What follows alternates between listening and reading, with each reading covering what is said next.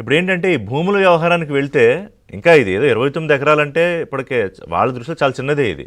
అక్కడ ఆక్రమించి అటవీ భూములు పాపం జంతువులు ఉంటాయి. మనుషులు ఉన్న భూములే ఆక్రమించేశారు. ఇంకా జంతువులు ఏం మాట్లాడుకుంటే ఎవరికి చెప్పుకుంటాయి అనుకున్నారా?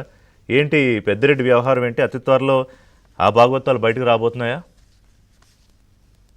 ఋషి గారు, నేను మీరు చెప్పిన ఫిన్వేల్ గురించి మాట్లాడే ముందు ఇంకో చిన్న ముక్క చెప్పి నేను దాంట్లోకి వస్తాను. ఉమ్, ఇప్పుడు ఎస్కోబార్ గారి గురించి సార్ అన్నారు.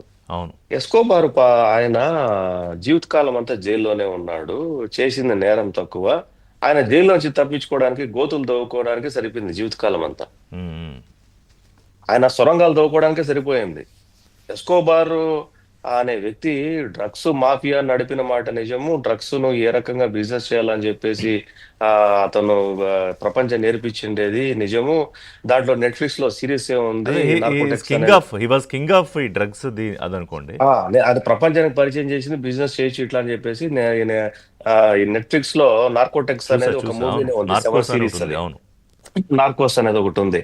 అయితే దాన్ని 2 సార్లు అరెస్ట్ చేస్తే 2 సార్లు చాలా సంవత్సరాలు జైల్లో ఉండి గోతులు తవ్వుకొని ఆ ఆ సొరంగాలు తవ్వుకొని జైలు నుంచి బయటపడిన సందర్భాల్లో ఎక్కువ చాలా ఫేమస్ అయిపోయాడు ఆయన. Um, but where has come to the Andhra Pradesh, um, ఇక్కడ వైట్ కాలర్ క్రిమినల్ జరిగింది ఇక్కడ. అంటే వీళ్ళు జైలు నుంచి తప్పించుకోలేదు. ఆ కోర్టులను పక్కదోవ పట్టించే కార్యక్రమం, ప్రజలను పక్కదోవ పట్టించే కార్యక్రమము, అట్లాగే ఆ స్కీములు పేరు మీద స్కాములు చేయటం, లేకపోతే ఉన్నటువంటి ఎగ్జిస్టింగ్ బిజినెస్ ఎట్లా క్రిమినల్ నాలెడ్జ్ ఉపయోగించి దాన్ని ఎట్లా స్కామ్ చేయొచ్చు అనేది అనమాట. అదే. It's a more than beyond that అండి.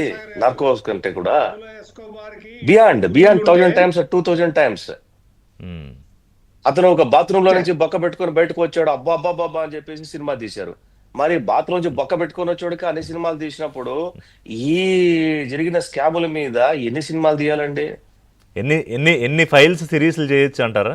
ఎన్ని ఫైల్స్ సిరీస్ చేయొచ్చండి? ఒక్కొక్క డిపార్ట్మెంట్ లో ఒక్కొక్క ఫైల్ సిరీస్ ఎంత డిటెక్ట్ చేయొచ్చు, అని చెప్పేసి ఎన్ని సిరీస్లు Prime9 లోనో, నెట్ఫ్లిక్స్ లోనో, G5 లోనో ఇలాంటి ఉన్నటువంటి ఓటీటీ ప్లాట్ఫామ్ అంతా వందల వేల కోట్లు ఇన్వెస్ట్ చేయొచ్చు ఈ క్రిమినల్ స్టోరీస్ మీద. ఉమ్. తీశారు ఇప్పుడు రాజకేశ్వర రెడ్డి సినిమాల్లో పెట్టాడుగా ఆల్రెడీ. చాలా మందికి అడ్వాన్సులు కూడా ఇచ్చేట ఇప్పుడు అంటే కొనుక్కుంటారు, ఈ ఈ ఈ ఛార్జ్ షీట్లని కొనుక్కుంటారు. అబ్బా, ఇది ప్రపంచంలో మేలైన అటువంటి క్రిమినల్ ఒక సైకాలజీ ఉపయోగించి చేసిన క్రైమ్స్, సైకాలజీ ఉపయోగించి చేసినటువంటి ఇది ఒక ఏమంటారు దాన్ని, మా పరిభాషలో చెప్పాలంటే ఛార్జ్ షీట్. ఒక charge sheet Vivekananda Reddy murder case charge sheet cinema తీస్తే కాదు. కాదు, పెద్దిరెడ్డి వ్యవహారం చెప్తే ఏంటి ఇప్పుడు? ఇది జస్ట్ అటవీ భూములని చాలా చిన్న వ్యవహారం అనుకుంటాను నేను. మొత్తం మీద రాయలసీమలో కేవలం రామచంద్రరెడ్డి కుటుంబం మీద, రామచంద్రరెడ్డి గారి అనుచరుల మీద ఉన్నటువంటి ఆరోపణలు 23,000 ఎకరాలు. ఓ మై గుడ్నెస్, 23,000 ఎకరాలు ఓన్లీ రాయలసీమలో కేవలం రామచంద్రారెడ్డి కుటుంబీకులు, వాళ్ళ అనుచరులు, వీళ్ళ స్కామ్ మాత్రమే 23,000 ఎకరాలు అండి.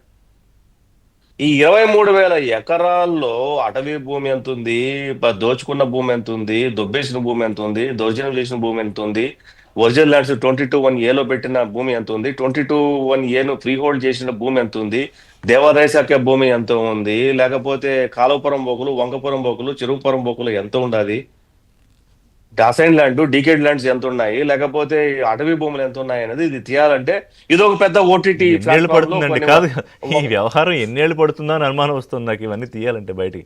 రజనీ, ఇవన్నీ ఓటీటీ కంటెంటెడ్ క్రిమినల్ అంటే ఒక